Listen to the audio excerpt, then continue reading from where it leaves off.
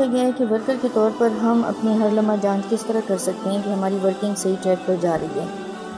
Working کو جانچنے کے لیے سب سے پہلے دیکھیں کہ دل میں امت سے پیار کا جذبہ کتنا ہے۔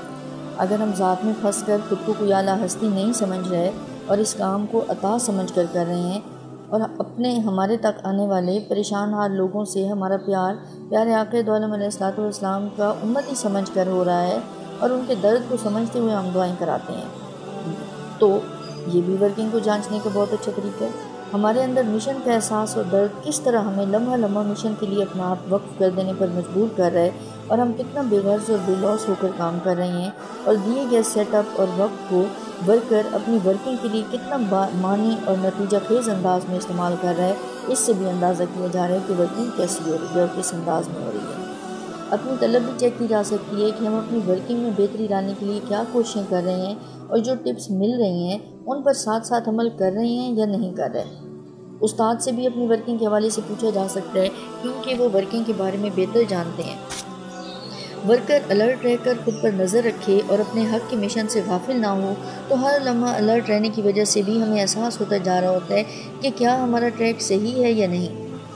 اور ایسے بھی پتہ چلایا جا سکتا ہے کہ جن HKRs کے ساتھ ورکنگ ہو رہی ہے کیا وہ آگے بڑھ رہے ہیں یا نہیں اور ان میں کوئی تبدیلی آ رہی ہے یا نہیں آ رہی۔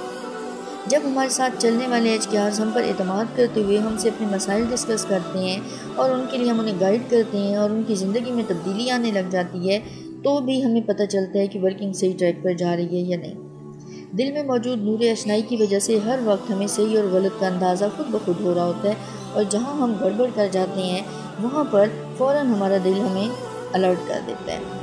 دل کا سیٹ یا اپ سیٹ ہونا اور اس کی طرف سے ملے الرٹ پر نظر رکھ کر خود کو جانچا جا سکتا ہے بہتر طور پر۔ ذاتی پسند ناپسند کے حوالے سے بھی چیک کریں کہ کیا کسی ایک کو ذاتی پسند کی بنا پر زیادہ وقت تو نہیں دے رہے۔ کسی بھی طرح سے ذاتی دلچسپی کی وجہ سے اگر ہماری ذات آ جاتی ہے تو بھی ورکنگ خالص نہیں رہتی، اس حوالے سے بھی خود کو چیک کرتے رہیں۔ اگر کوئی HKR چھوڑ جائے تو اس پر دل کی حالت کے اپ ڈاؤن ہونے سے بھی خود کو چیک کیا جا سکتا ہے کہ کتنی بے لوث ورکنگ کر رہے ہیں۔